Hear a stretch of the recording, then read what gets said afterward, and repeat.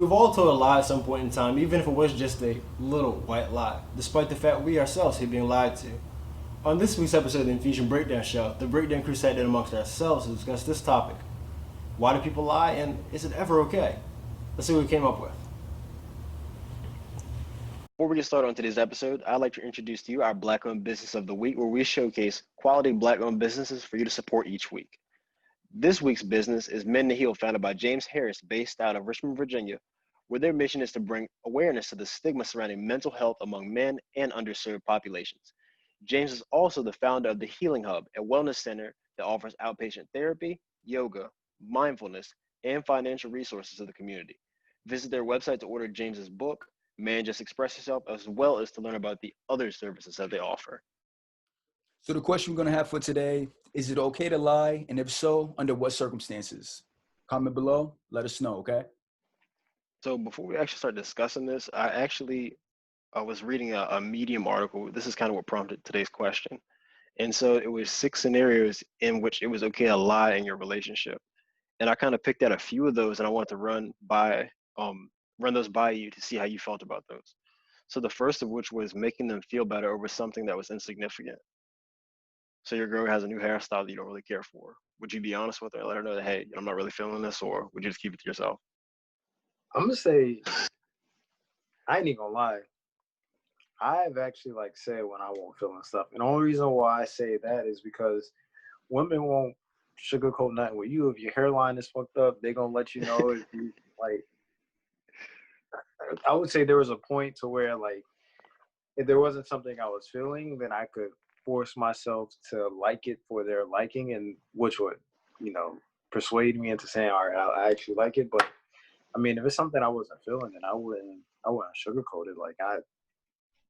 I always say, do what you like.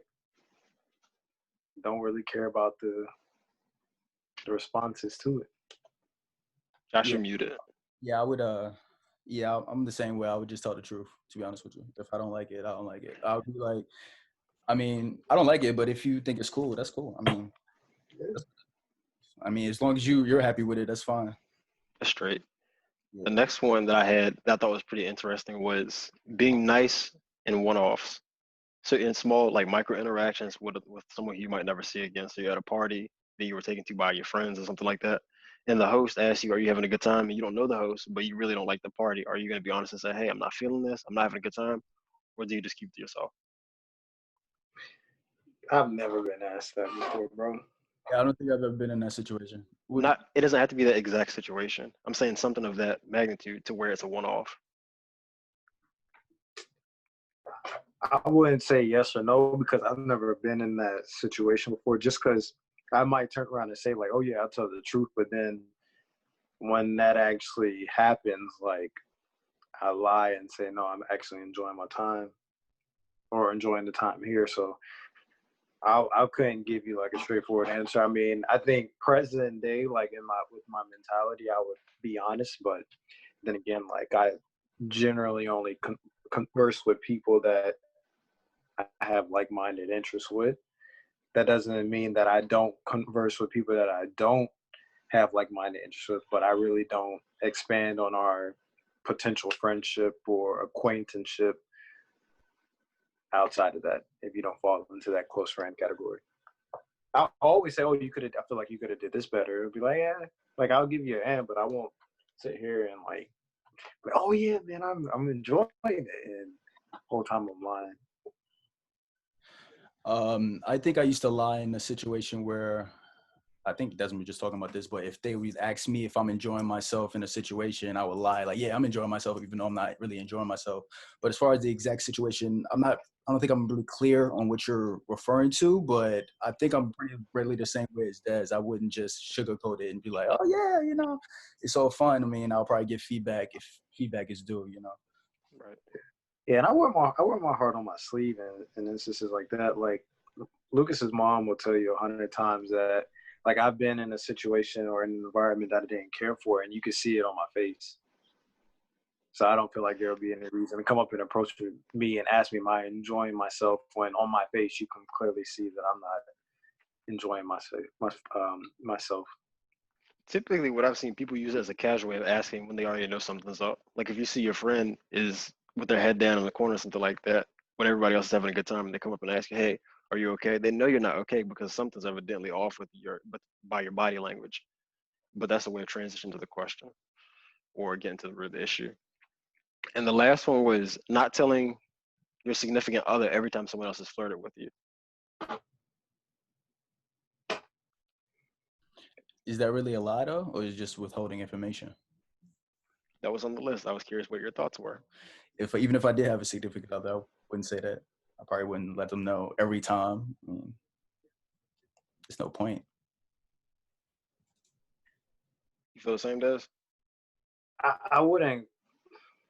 I mean, withholding information, I feel like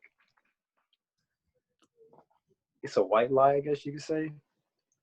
But I also understand, like, at the same time that Even if they had no other knowledge that even happened, is that even a lie? Well, I mean, like, just the whole withholding information aspect. That's what I'm pointing at, like being like it kind of being a white lie, because I mean, I can understand. I can just because of the insecurity aspect that comes with being in a relationship this early. I just don't necessarily find myself falling victim to it, because people are attracted to for the same reason you're attracted to them. Like, you don't get in a relationship with somebody and just become ugly. You don't get in a relationship with somebody and then people just stop hitting you up. Like, it's nice to think that way. It's nice to think that, the world respects your relationship or situationship. But the fact of the matter is, and the cold reality is that, like, I mean, it's just a bond between two people. There's no seriousness as far as like legalities with it just yet. Like, I mean, you leave it to just anybody. People are always going to test those boundaries. I mean, I think it's more or less up to how the person responds rather than the person actually just come out and say, hey, like, so-and-so said this or that to me. Like, I mean, I feel like if you're entertaining the flirting and you're not saying anything about it, then yeah, that's an obvious lie. But like, if somebody's trying to flirt with you and you're not entertaining it, then I don't feel no reason to report to somebody, because it's not. I mean, that's what I could understand it out of respect. Yeah, I could understand it out of respect, but I don't feel like it's just like, oh yeah, by the way, so and so DM'd me today, and this is what they said. Like, I could understand it. Say it again. Anything you create a conflict. Yeah, exactly. And I mean, one thing I could understand is like, if you're in a relationship to where boundaries aren't firm, then I could understand you viewing that as a lie, and you're likely to hide something like that. So if somebody goes through your phone, then they'll see this and go, oh, like, why didn't you tell me about this? But I mean, I feel like if you're in a relationship where boundaries are firm, like, things like that don't need to be said, because I mean, it's a fact of life that, I mean, you don't get uglier as you get into a relationship with anybody, unless it's a harmful relationship to your well-being. Okay. I'm not even gonna lie, man. When I saw this question, I was like, Josh and I were playing Call of Duty, and I was like, oh, I mean, I guess we're about to have a snitch fest. We about to get on the podcast and just tell on ourselves, I guess. But I mean, it's interesting to look at, because where you're going with it isn't where I was looking. So well, these are just questions to preface it. This wasn't my official stance or anything. No, I get what you're saying, like, as far as like the preface part, but I wasn't even expecting that. Oh. What about you, Bryan? What is your answer to all three? We're not doing that. We've already went through it. I don't care about all that. What type of shit is it? We got time for that. No, we got time for that now? All right, cool. All right, so I'll run it back through you. So making somebody feel better, I feel like if you're going to lie to someone, if you're willing to lie to somebody to make them feel better, as opposed to being honest with them, that is more damaging to the relationship anyway. Because most people, they know when something's off. They know when you're not telling the truth. So if you say that, yes, this outfit looks nice, yes, this hairstyle looks nice, you're like, much like Desmond, my face will say otherwise, my behavior will say otherwise. So that makes them question my character. And so as somebody who has so much respect for myself and tries to live, as upright and consistent as possible, that's something I'm not willing to do. And then being nice on one-offs, like somebody who I'm not ever going to interact with, I feel like I still should be honest because it's just moral consistency. The last one, not telling someone every time they have flirted with you. At that point, yeah, it kind of gets a little murky what you were saying. Is it really lying or is it withholding information? But I don't feel like everything needs to be, you don't need to make a mountain out of a molehill, kind of like what you guys were saying. Is like you're creating an issue when something could have easily just been brushed off if you had those firm boundaries and you know and and you're securing yourself so you don't have real issues. Um, I hope that was satisfactory as far as me going through those first three questions that I asked you guys, Josh. Is that sufficient? Can we move on from that? Perfect.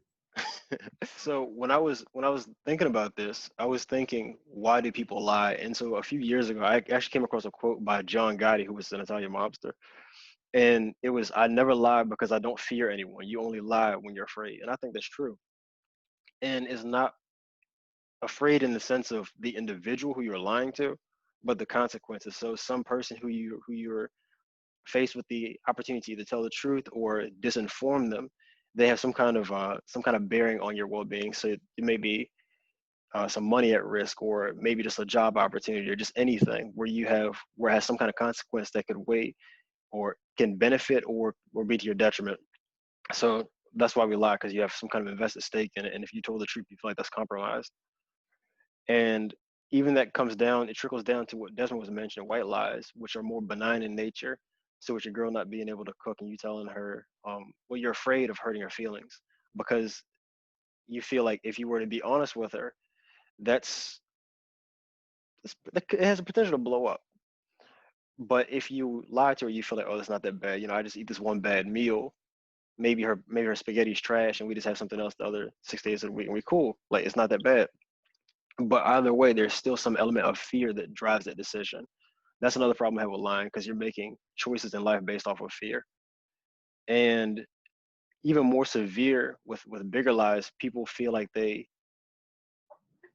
still do it because they feel like they can get away with it. So kind of like with the death penalty argument, people they still commit murder and these other crimes that are well, murder, and with the potential of going to prison for long times and having the death penalty. Like there's definitely some consequences to that. But what deters people is the likelihood of them getting caught, is not the severity of the punishment. So if they think they can get away from it, then they're still willing to test those boundaries and give it an attempt.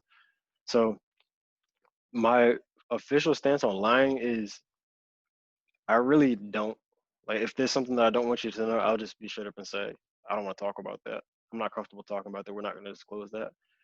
Because even back with in instances where I even entertain the idea of lying, there's like a physical discomfort. And I think after some careful thought, I've was able to trace that back. I think that's actually the anxiety from thinking about the consequences. Like it's just like a physical discomfort whenever I think about the idea that of being dishonest, that I just don't like. And so I guess that is something that I've ingrained into myself as something that I live by, and that's incongruent with that. So therefore, I it just doesn't settle well with me as far as my official stance on it. But I do. Okay. Um, I say, is it okay to lie? I say no, because one reason people knowingly lie is to avoid punishment. Basically, like what you were saying, Bryan. Whether that punishment is embarrassment from people or as simple as something as a speeding. And I say knowingly because people lie without knowing it, but that's usually from a lack of knowledge. But lying to avoid punishment will never make anything better. And as far as lying to avoid embarrassment, people should be happy enough with themselves where to the point where they don't have to lie to avoid embarrassment. They should be like, because they don't care what anybody else thinks, basically. And another reason people lie is to get ahead, something I feel Bryan kind of skipped over, sometimes morally and sometimes with a lack of morals. And that brings me to, on the other hand, it is okay or at least justified in some cases because the system that is around us is dishonest and unfair in the first place. And we as people have learned that lying to get ahead works in our favor to some degree anyway. Whether that's lying on your taxes to get more money, or military people actually lying about being married to get more money. And this system is based off of power, money and power, and people usually lie to get more money and power. And in a capitalistic economy, wealth enjoys the prestige, and that usually results in a degeneration of human values.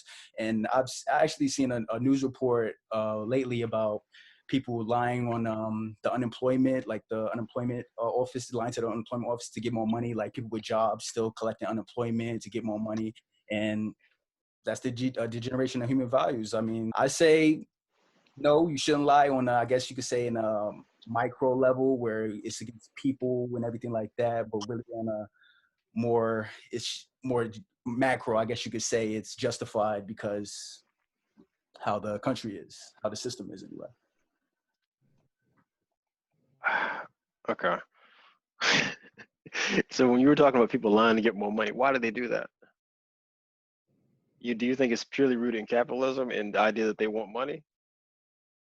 I'm not saying it's rooted in capitalism to live better. That's why. So I think it's the ease of the money. So it's like, it's the idea of passive income, if that's considered it, if you're able to get unemployment. It's the idea. It's like the idea of like entrepreneurs. So the saying is like, you're not making money until you're making money when you're not doing anything, when your money's making money for you. So but they ain't got no money to make money though, so you can't. I'm comparing the two. I'm not saying for those individuals, but I'm saying the idea of the amount of effort exerted to get a certain amount of money has a certain allure to it. The idea, if I told you that I could pay you your salary right now and you wouldn't have to work, you'd be a fool not to take that. Of course you can take it, because it ultimately boils down to the amount of effort you exert to get something. I don't think it's just rooted in the fact that they have the money. I don't know. I think there's a lot of brain fog around how you worded that. Let's go through it then.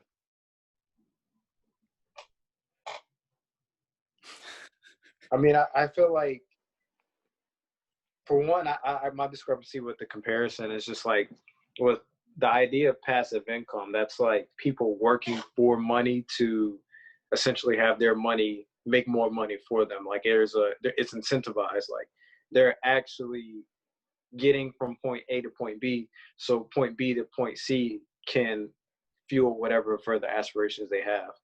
I feel like with unemployment and lying on that, yes, it's incentivized, but it's negatively incentivized in itself because of the idea of unemployment and someone that can literally say, oh yeah, I had a job or I did this and that, and then they're awarded for that. Like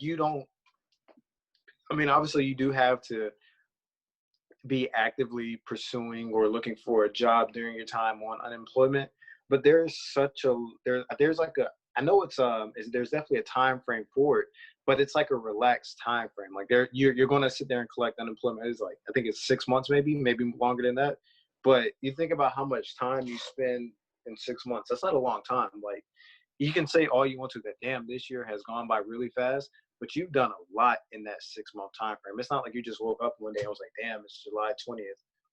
Like, no, you've done a lot during that time. There's something to make up. So for that entire 6 months, for you to have just been collecting unemployment with no true desire to get another job because unemployment is just treating you that damn good, then I think it's negatively incentivized because you're going to be making more on unemployment than what somebody would potentially be making passively, if they invested in real estate or something like that. Because you got to think, like, even with real estate, say for example, if your mortgage is $900 a month, or even anywhere in the ballpark of like 11 or 1200, somebody's not going to turn around and pay. Well, they could do it, but somebody's not going to turn around and pay like $2,000 or $2,500 for something that you're only spending $900 to $1,100 for. So you're making more, quote unquote, as you have described it, passively on unemployment than somebody that has worked hard as hell and is only getting, maybe 1,000 net profit in comparison to somebody that's getting 2,000 on unemployment. So that was the only discrepancy. I understood what you were trying to say, but I felt like there was just brain fog in how the two correlated. Okay, yeah. The idea was that, well, the distinction that I made and the way that I was able to link them together is that there are, on both sides, there is a desire to minimize the amount of work you're doing in order to gain something. So in the instance of somebody lying to get the unemployment, or somebody working really hard to get the excess income to do that, so they have the time to invest in stocks while they go on vacations. Either way, it's desirable for them to exert less effort. And so that's where I was saying I don't think that just the idea of they're getting money is the the deciding factor. I think it's the ease of it.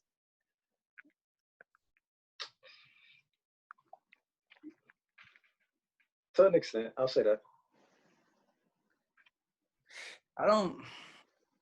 Yeah, okay. I understand what you mean.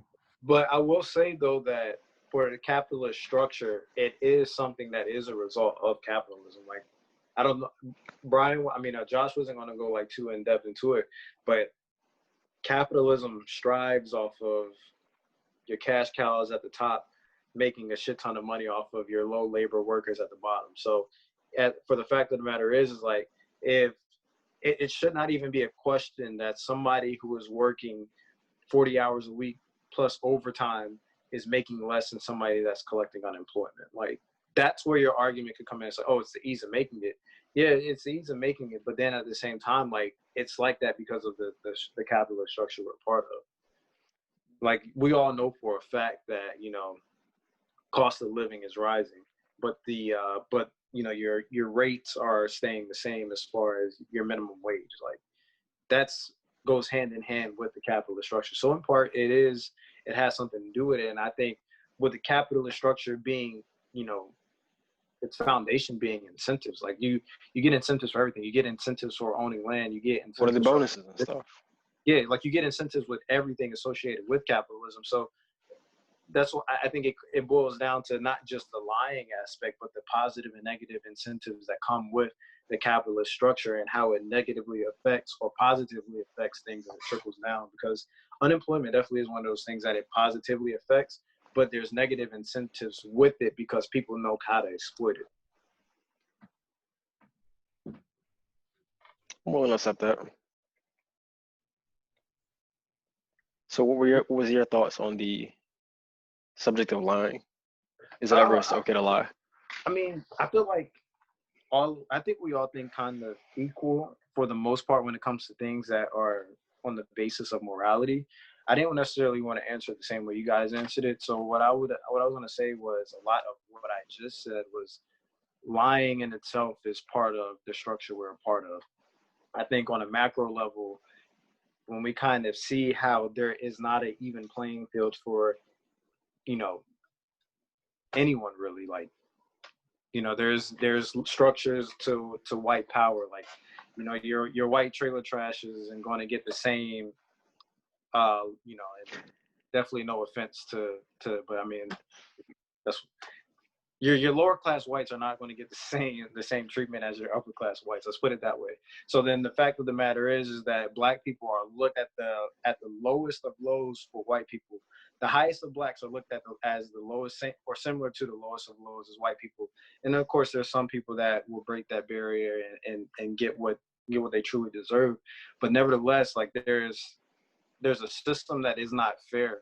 So in part of being in doctrine into that system, you have to look for ways to get ahead. So I can understand why lying would be acceptable to some people on a macro level, because the playing field isn't fair. Like, we're not growing up with generational wealth.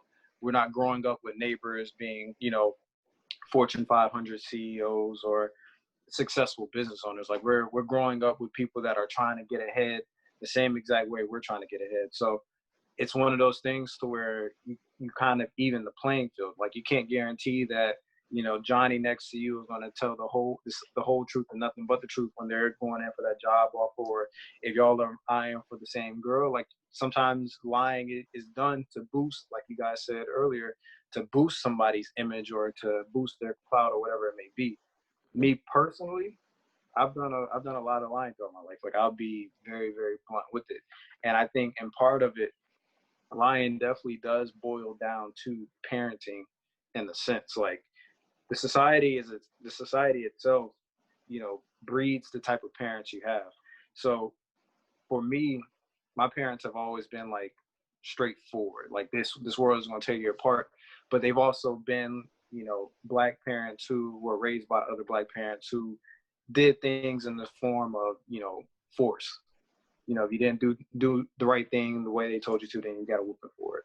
And not to necessarily say that that's a bad thing, because it's definitely taught a lot of good life lessons for me, and it's put me in a spot to where I can, use my conscious mind a lot more to make the right decisions. But I will say, as a kid, there were a lot of times where I lied to get myself out of a whooping because I was able to weigh the pros and cons of, if I tell the truth, I'm gonna lose my PlayStation, I'm gonna get a whooping, I can't go outside, and I'm probably not gonna get it back for a couple months, because my parents didn't ground me or put me on punishment for times, like for lengths of time. Like, it was just until they felt like giving it back.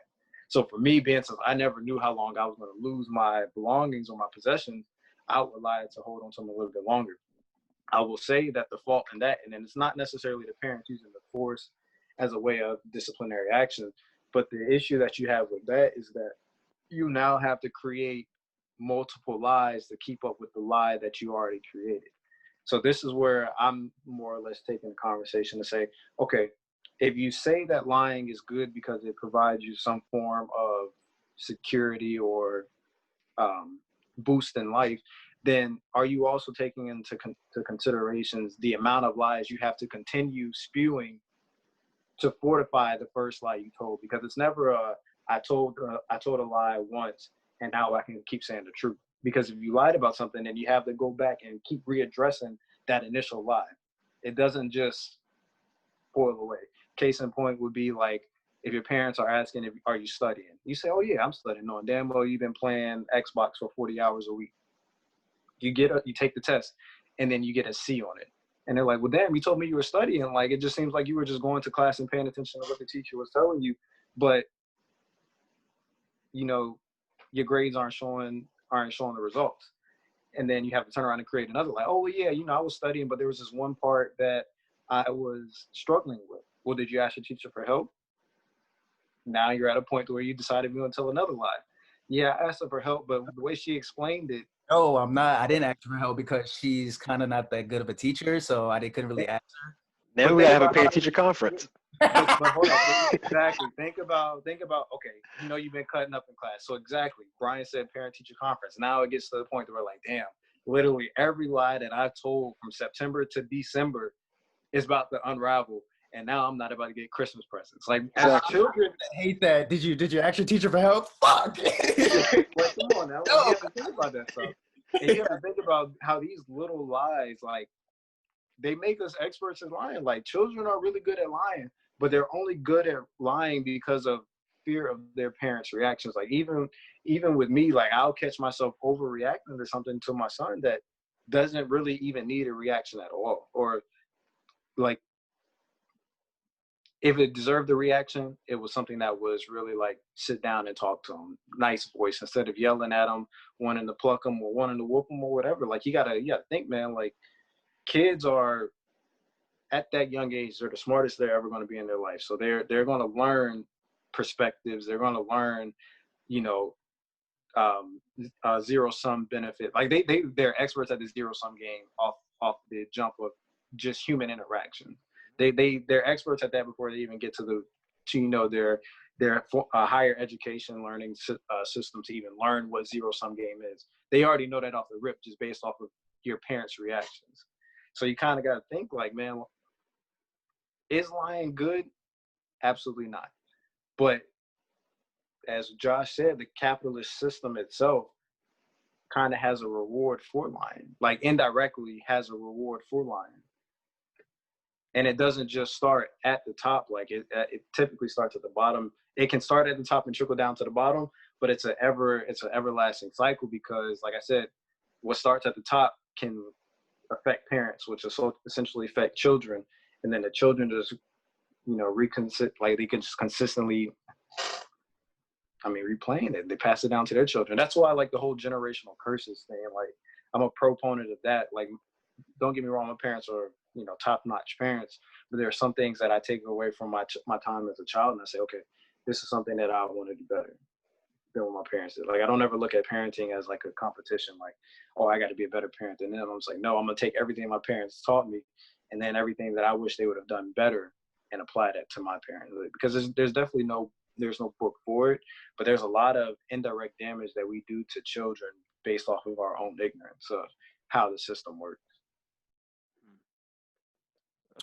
I think lying is more of an individual problem. And so what you were saying about parenting is really key, because a lot of what you see from children, they learn how to behave based off the reactions of the parents. So a lot of times I've even seen children that'll fall on the floor and they're perfectly fine. But when the parents overreact, they yell and jump, then the child will start crying. So it reinforces the idea of, oh, when you hit the floor, you should cry, even though you're okay. And so I was, it makes me think a lot about how parents, through their behaviors and the way they give out punishment and rewards, how they reinforce the concepts of lying. So I'll contrast two different scenarios. So I was at the dentist a few weeks ago, last month, 2 months ago, recently. And so she was telling me about her son. And so her son, he's super mature for his age. And he had put a hole in the door when she was gone. And then she came home and he had the PlayStation wrapped up, the controllers raveled up in front of her the door. And she asked, like, honey, what's going on? And he told her that he had put a hole in the wall and he knows he's gonna get punished. So he put the stuff out there and he feels like he doesn't deserve it at that point in time. So cool. She was calm about that. She was really taken back because she was surprised by how mature that reaction was. And so as a consequence, he's much more likely to tell the truth to her in the future because she reacted calmly. She gave it back to him after 2 weeks. They had a conversation and it was cool. Now I'll contrast it to a scenario that I had. So when I was younger, me and my sister were playing, and you know how siblings are the rough house anyhow. So I had shoved my sister and she had fell like and hit the vacuum cleaner and the handle had went through the wall at the house. And so my mom didn't know. My dad, he was at work. And so later on that day, I had told my mom after school, I got home that day. I told her, I'm gonna tell you something, but don't get mad. And she said, okay. And she was just as calm as could be. And then so I told her that I put a hole, showed her, walked down the hall and showed her. And the first thing she did, she yelled. So it's no wonder why through people's parents, and not saying that she was a bad parent or anything like that. I don't want to get that misconception, but I was, as a consequence, I was much less likely, or yeah, much less likely to be incentivized to tell the truth. But the reason that I was honest, because for one, I realized that what Desmond was kind of saying earlier. So you deal with the consequences for that one lie in the beginning, or when you're dealing with the consequences of 30 lies, it's worse. So I'd rather take my lick right here than for you to come get me next week because I know it's gonna be worse. And that's something that I've kind of ingrained into myself because I realized that through my earlier experiences when I was growing up. Yeah, bro. It takes for someone that's like the example that I gave, because I'm the example I gave. Like as easy as school was for me, I hated school. I think I said that either last podcast or podcast before that. So like I would just sit in class and I would learn everything, and then when I got home, I would just want to do whatever I wanted to do. Like I didn't enjoy homework or how things are taught in school. So for me, it's not something that I really got over until like to my 20s, man. Like I really didn't fear anyone but my dad until probably about 23 or 24. And it was like, once I got over that fear, like I had no reason to lie to anybody. Like there was times throughout my adolescence where I would let fear of my dad cause me to lie to someone that I had no fear of.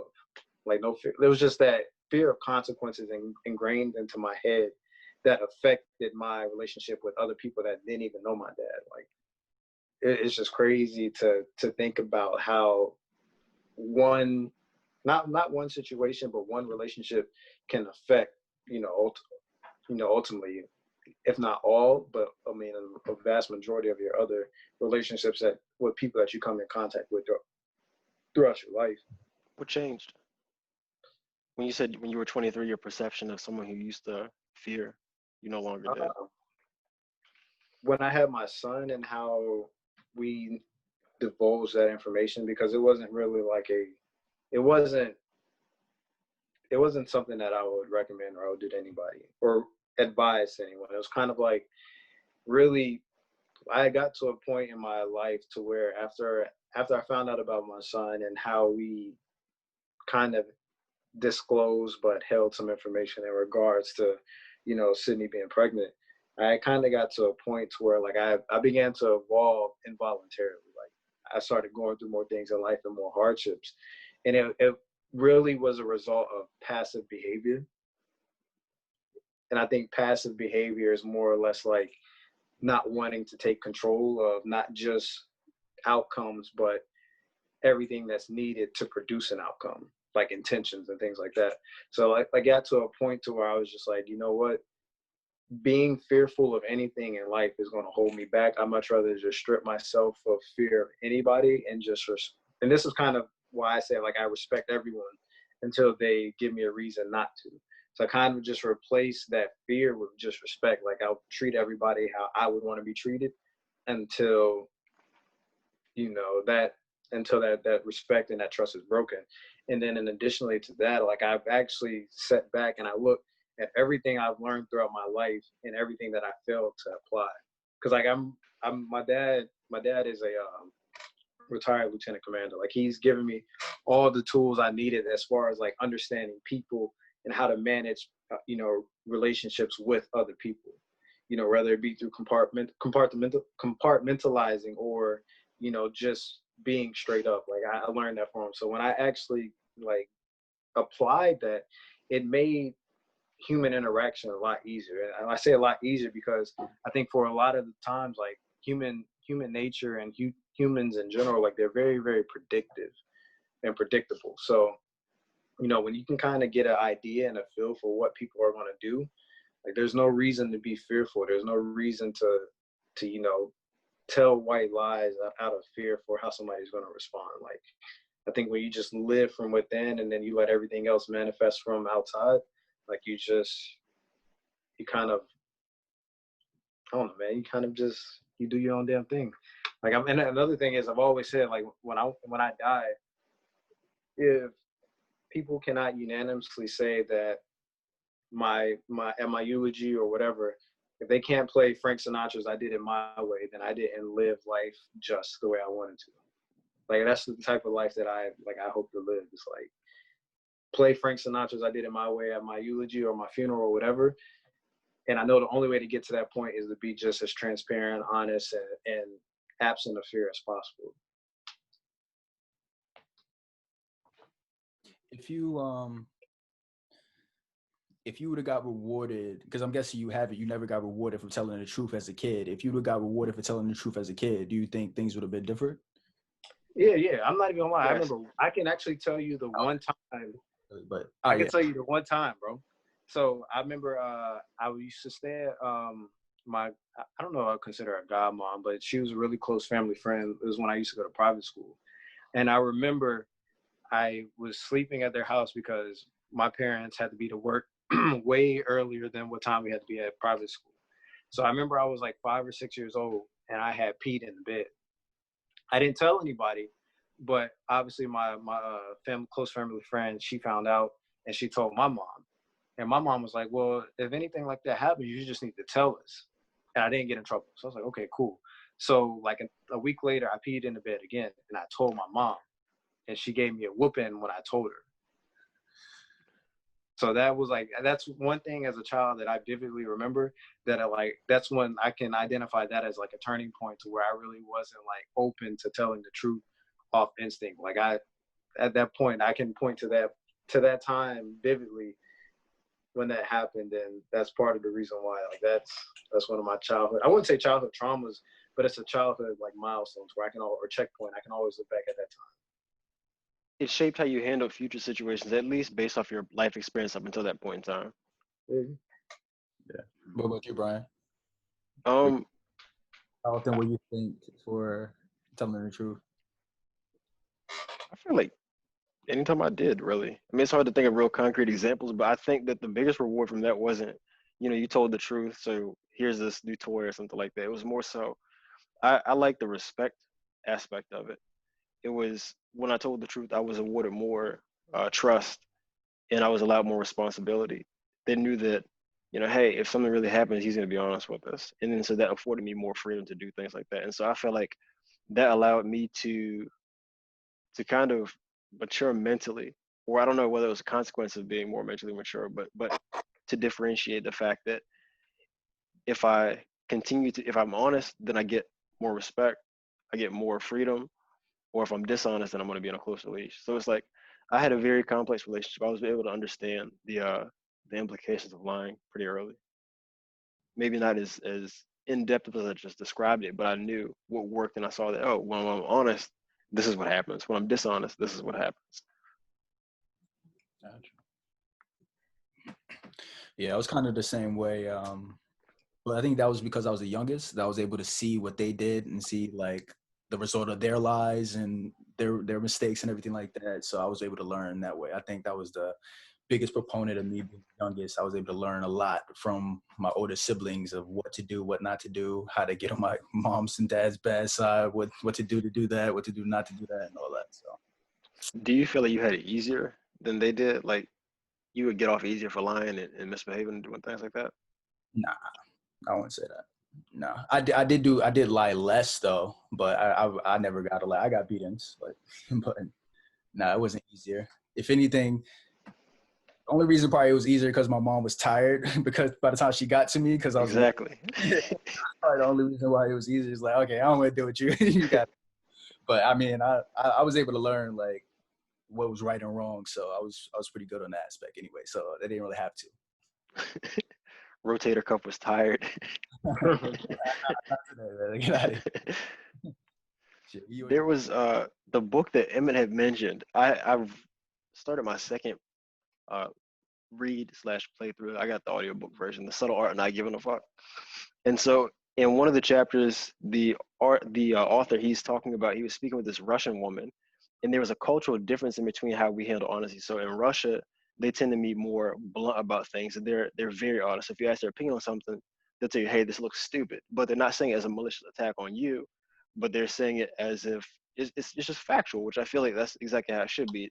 When somebody's telling the truth, it should not be a personal attack, should not be perceived that way. And so one thing that I took away from that was just cultural differences, because with me being, I've only traveled outside the States once when I was a teenager. So that's something that I'm a little bit more aware of now. And I'll try to keep that in my mind. But that also that brings up the topic of brutal honesty. So people that brand themselves as brutally honest, what are your thoughts on that, Josh? Being brutally honest, Yeah, when people say that they're brutally honest. I'll have to see. Let me see you in action, because it was really hard to be brutally honest. But how are you brutally honest exactly? I would have to see exactly how you brutally honest. But yeah, Desmond, what are your thoughts on people like that? Or would you consider yourself a brutally honest person? I think I'm just honest. Like I think brutally honest has like a bit of malice behind it. Like you're saying things with the intent of hurting somebody's feelings. I think brutally honest, there's like a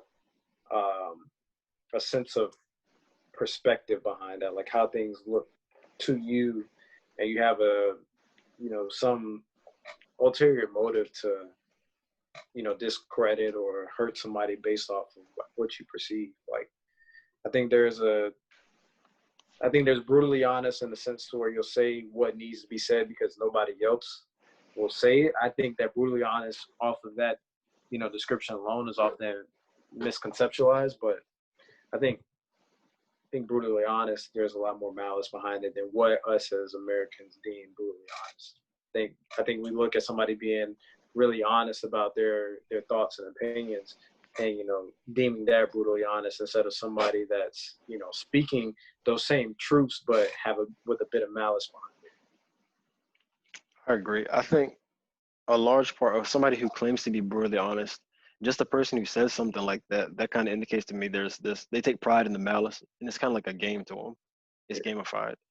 And I feel like they're more concerned with the reaction the other person has, or like you said, how other people feel about it, or I guess the joy, the pleasure that they derive from that. But I feel like there's a large part they're missing is tact. So the idea of with the truth, you can either heal or hurt. So the truth, you don't get to opt out of this. The truth always has an element of it might upset someone, but you can either hurt and leave it at that, or it can get worse, or you can have a little bit of hurt and you can be like, through you being honest and being tactful, deliver it in a way that the person's receptive to it. Then it's an opportunity for them to grow for it and they respect you. So they actually heal from that and actually bonds the friendship or the relationship, whatever it is. So I feel like a lot of people that take pride in saying the fact that, oh, I'm brutally honest, they're ignoring the point of being honest and as it pertains to relationships. it. Definitely. what if they aren't? What if they're not focused really on how people are in far as malice, but more focused on people's reaction to it? Because usually when person is really honest, it hurts a lot of people's reaction. So what if it's more focused on the reaction to how people feel when a person is really 100% honest rather than people's malice? Because how are you delivering honesty with malice? Like you're saying, like, your hair is black, like that. Like, Well, it's like I might not like your hairstyle, but there's no point in me delivering that to you. Or if you ask, I don't have to say I hate your hair. It looks stupid. I could really think that, but in a tactful way, I would say I don't. I don't care for it. What's that? that's not honesty though. That's the opinion. If you say something about your hair, like It's you gotta. honest to you. It's your honest opinion. So you were asked a question. Yeah. You're being truthful about it. It's a Yeah, truthful that's what I say. revelation. Brutally honest has like an aura of perception behind it and perspective. Okay. And what you kind of like nailed it on the head. You said that they're more concerned about the reaction from it Yeah. rather than the principle of being honest and the virtue of upholding a relationship or kind of trying to help someone. So you can be honest. You can be truthful in a scenario in two different ways. One way will help a person. You can give them honest feedback, some criticism, constructive criticism that they could use and apply in life. Or with that on the same hand, you could deliver in a way that's not so tactful and just outwardly malicious, like that's what we're saying. And that person will take away from that oh, you're a bad person, or that they can't expose that part of themselves to you anymore. They can't open up to you. Yeah, and I think the most notorious example is Simon Cowell. Like Cool. Simon Cowell, Simon, the American yeah, Idol guy from yeah, the yeah. UK. Oh, okay. I got you. Yeah.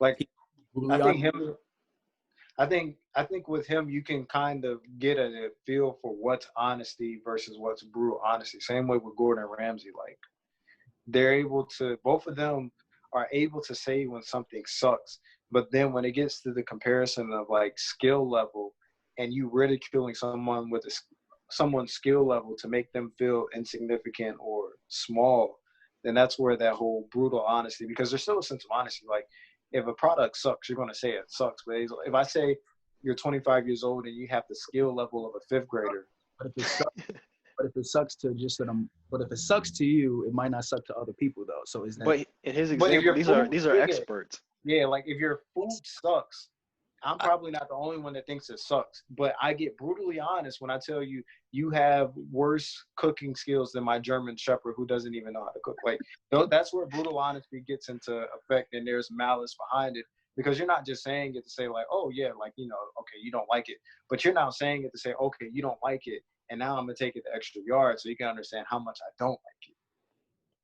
And And I hope it discourages you. I think those two examples you gave were perfect with Simon Cowell and Gordon Ramsay. So I don't know those two guys personally at all, but I do feel like there's an element of the persona to that. So they may be honest in what they're saying, but they kind of ramp it up a little bit because that's what gets the ratings. That's what people enjoy when they're watching as a viewer. And it's the same thing as individuals on a lesser extent with like just us in everyday life.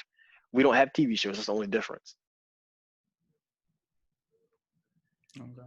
I was going off of the basis of that's more, yeah, the experts and everything, but what they're still saying is really on the cusp kind of opinion. So is that really true honesty if that's really not? Well, Yeah, think well, about it. opinion is just a perspective. And what you said about an opinion or the fact that they're experts, there's definitely people whose opinions who I trust in more in other fields than others. Like if my car is having trouble, I would rather go to a mechanic than go to you. No Yeah, offense to you. You're a smart guy. Don't get me wrong. I don't have But any background. Did not come to me. I'm telling you this. yeah, you have like 3 degrees and whatever. Like you're a smart guy. We know that. But you're not a mechanic. So there's areas of expertise, and that could be an opinion. The mechanic can say, I think this is what's wrong, or let me take a look at that. But there's definitely preference in opinion, even though it just might be that. I got you. But anything else you guys want to add? Oh yeah. So the question I had, I thought about this earlier, but I didn't put it in my notes to bring up as part of the discussion. But so how do you feel when people lie to you? What is your reaction? Like, can the relationship be repaired, and how do they go about doing that? I always said that I hate a liar more than I hate a thief, because a thief is after my salary while a liar is after my reality. Quote by 50 Cent. But yeah, like, I of course I don't like it, because I feel they're definitely after my reality. They're trying to make me believe, of course, something that is not what's actually true. So it depends on how big the lie is, though, to be honest with you. Like, of course, like little white lies or whatever, that's one thing. Like lies, they don't want to hurt your feelings or something like that, that's one thing. But like big lies, like, oh yeah, I cheated on you 2 years ago, you didn't know. Like, what's going on? So some shit like that, you know. But it really depends on how big the lie actually is, and to depends on how responsible it actually is, though. See how I'm not gonna lie, man. Like, I don't, lying doesn't hurt me. I think I've got to a point to where like I said, when you get to a certain point to where you realize that a lot of human reaction is predictive and predictable, lying is one of those things. So when I've had people lie to me, I think like, okay, well, they're fearful of something. Like, I don't want to say it in a narcissistic way, but it's a bit of a compliment. Like, now, not in like form of like a relationship or anything, because haven't I haven't had this new form in a relationship yet. But like just within human interaction, I kind of look at it like, when you were trying to protect something, like, out of all people, you chose a lie to me. Like, not in a flattering sense, but in the sense of like, I don't know. It's hard to explain. Like, I could care less, honestly. you say you don't get mad. Nah, no. So Because if you, when I say people's behavior is predictable, in my mind, I've already drawn out multiple scenarios of ways something can go. People will lie, but the truth, something will come up though that you won't expect, though. I haven't. I mean, I would say that, I don't know, man. Like I said, mentally and emotionally, I've been like at the lowest of lows. So I've kind of seen a lot of what there is to expect when it comes to, you know, interaction with people, and, you know, the whole relationship aspect, and then the whole job aspect as well. I've kind of seen a lot of the lowest of lows. So like, now that I've been at the lowest of lows and I'm bringing myself up to a neutral level, like, nothing really surprises me. I mean, I would be a fool to get mad about something that I think isn't. that is true, but I'm not talking about mad as far as like stay mad. I'm just talking about in that moment you find out, you get upset and be like, okay, then you realize, no, not you realize, you come back to the point, okay, people do that because some reason. Bro, I'm not gonna lie to you. Like, the one time that it has happened since like I've reached this new level of just zen, like I didn't care. Like, I was like, in my mind, I was like, oh yeah, I knew that. Like, even though I was being told one thing, my intuition was telling me that it was this. So while I took what their truth was, which essentially was their lie, I took what they said with a grain of salt, understanding that my intuition is what's going to be right. And if my intuition is wrong, then I won't feel bummed about it. I'll feel more relieved. Like, I feel like you're more likely to be upset when your intuition is telling you one thing and that person is telling you a different thing, and you choose to side with that person versus what your intuition is telling you. If you side with what your intuition says, and then that other person says what your intuition is telling you, you're appreciative. If they're telling you something different, follow what your intuition says until that person proves you right. Because like I said, when we were talking about lying, people have to consistently lie to protect that very first lie. Some things you just can't lie about. Gotcha. So when that moment comes, like, and when it came for me, I was like, see, I was like, in my mind, I was like, I told you, and I laughed about it. Gotcha. What's up, Bryan? What about you? When it comes to the reconciliation of a lie, so I was thinking about the analogy that my dad gave me about a damaged relationship. I kind of spoke about this a long time ago on one of like our previous episodes, really early ones. But it was the analogy of a vase. So the first time it happens, the vase falls over. You can put the piece back in place, put some glue on it, and it'll be fine. Looks like you just turn it to the side, nobody can see the broken piece. But the more it happens, the more it deteriorates. And after a while, you're trying to piece together a mosaic of little pieces, little shards of glass that are this big. And it gets ridiculous. You can't sustain that. And I think what hurts most about being lied to is the fact that people feel the need to do that, being that the way I conduct myself in the relationships and the interactions that I have with people, and you still feel like you had to lie to me. I mean, that's the choice that you went with. That's what is the most irritating or frustrating part of it. And I mean, I don't let that bother me as much anymore, because much like what Desmond was saying, it's like I've learned to understand that anything is in the realm of possibility when it comes to people. So I like to think about, and it's a mental exercise, I think about all the possible outcomes. So they could be honest, this could be XYZ, they could be lying, this, that. And of course, like life still throws us for a loop. There's no way I can predict everything. But just the idea of accepting or just understanding the fact that those can happen. It doesn't mean I have to like it or anything like that. But I think depending on the severity, it's just certain things that based off the principle of it, like you can forgive the person, you can be on good terms with it, but you never, back to the vase analogy, you're never able to repair it to the state in which what it once was, just because it was damaged in the first place. I mean, you had a good thing going, whether it be like one of your homeboys, one of your best friends, or your girl, something like that, a brother, sister, anybody. The relationship is never going to be the same. It can be different. You can repair it, but it's not going to be the exact same state it was before. I heard that analogy with a vase. I heard that analogy with about trust. But yeah, I agree. Yeah. Des? That's everything. I was here for the discussion. See where it's gonna take us. You got an album of the week? Nah. So I actually haven't. I've been taking a little hiatus from music and social media over the past like 4 or 5 days. So what I'll do is I'll give you the book I'm currently reading.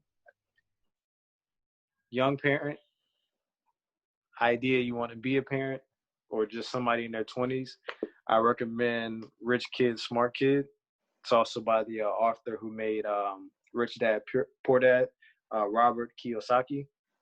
I recommend this book because every mentor that I've had, as far as like on an entrepreneurial level, they all said the same thing. Rich Dad, Poor Dad changed their lives or their lives. And as I read through, Rich Kid, Smart Kid, like I kind of understand why. Like this doesn't even get into, everything the way Rich Dad, Poor Dad does. But as like a young parent, he does a lot of great he does a great job of tying everything together, like just understanding, not just the money aspect of life, but how you need to be open with your kids, like understanding and, helping their genius evolve instead of trying to put chains on it so it can fit what our societal norm is. So that's like where I'm at in the book right now, but it definitely goes like to different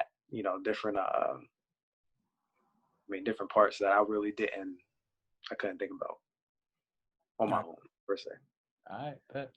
If you guys like the discussion, don't forget to hit the like button. We're going to see you guys next week. Howdy. Peace. Guys, thank you for tuning into the discussion. If you guys want to see more content, we also had the Feel the Love series with Bryan as he breaks down the methods of plant growth. Joshua versus the movies, where I go against all your favorite movies, and Joshua versus the music, where I go against all your favorite music videos. So don't forget to check out the content, and I'm going to see you guys in the next discussion.